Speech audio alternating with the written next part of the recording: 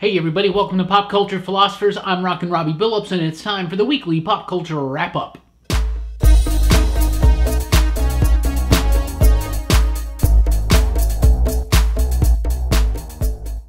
That's right, everybody. Welcome to the weekly pop culture wrap-up here on Pop Culture Philosophers. I am Rockin Robbie Billups, and thank you so much for checking out the video. This is the show where I go over the week's pop culture news, mostly comic books and movies, not hardly any comic book news to get into, but I do have some trailer reactions, so let's talk about them. First of all, Shaft. It's a third Shaft film, or a third generation of Shaft films, I should say. A direct sequel to the original Shaft, to the Samuel L. Jackson Shaft. Here we go, 3 generations of Shaft all in one movie. Richard Roundtree, Samuel L. Jackson, and the new guy. Super cool. I loved the trailer. Had a nice, fun, light, easygoing kind of vibe to it. I really do love the Samuel L. Jackson Shaft movie. I think it's great, so it's really cool to see him back in that role. And it's really cool to see the multi-generational approach to Shaft. And I think it's appropriate that it's time for another Shaft movie. There's a new generation that can appreciate this character, can revisit those old movies, very, very important movies in cinema history. There was a Justice League versus Fatal 5 trailer. That's a DC Universe animated film. I'm actually way behind on these things, but I'll definitely check this one out. The biggest thing about this one is that Mr. Terrific's in it, Jessica Cruz is in it as Green Lantern, and Starboy from the Legion of Superheroes. So it seems to be maybe one of the first attempts to get into the Legion of Superheroes, something like that. I don't know. It looked fine. It looked fine. It looked cool, but it didn't feel as epic as it could be. But I don't know. It seemed fine. I mean, the Fatal 5, they're okay villains, right? Before we get into more little trailer reactions, especially Super Bowl trailers, let's talk real quick about the rumor right now that they're working. This was reported by The Hollywood Reporter that DC and Warner Brothers is working on a movie based on The Trench. You know, those evil, gnarly, like horrific type characters that live at the bottom of the ocean from the Aquaman film. Why? Why? Really? I don't know. It seems like they're going to kind of...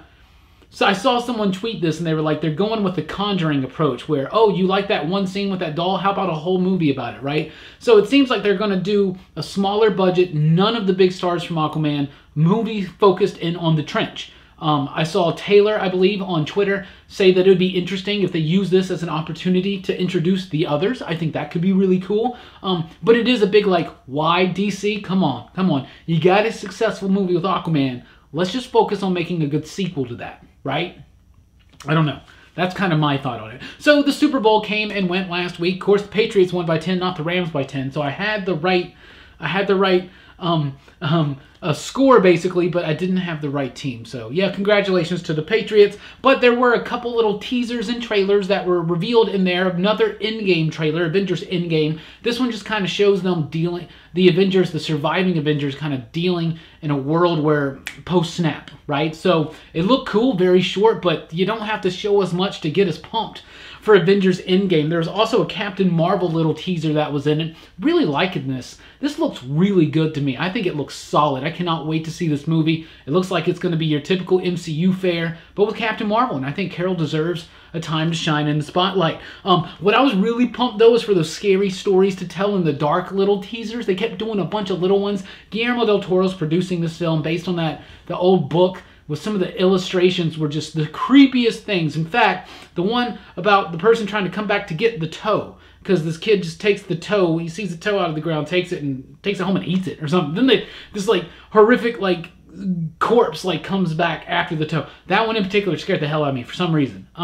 That one is in there. It looks really cool. It looks really cool. I highly encourage you to check out these teasers. And finally, let's talk about the Doom Patrol teaser. Doom Patrol is this week on Friday. So is Umbrella Academy. So that's 2 Gerard Way, kinda, because, you know, he's the current writer on Doom Patrol, if you could say current, because currently it's not in production. However, I'm really pumped for both of these. The new Doom Patrol trailer, we finally get to see the characters move, see them speak. We've already seen them in Titans already, but you did get to see Alan Tudyk as Mr. Nobody. And they pulled it off. I'm super excited for this. This starts this Friday. Doom Patrol and Umbrella Academy. Umbrella Academy on Netflix, Doom Patrol on the DC Universe app. So that's what I got for you this week. Like I said, not a lot of news this week, but some big news about tonight.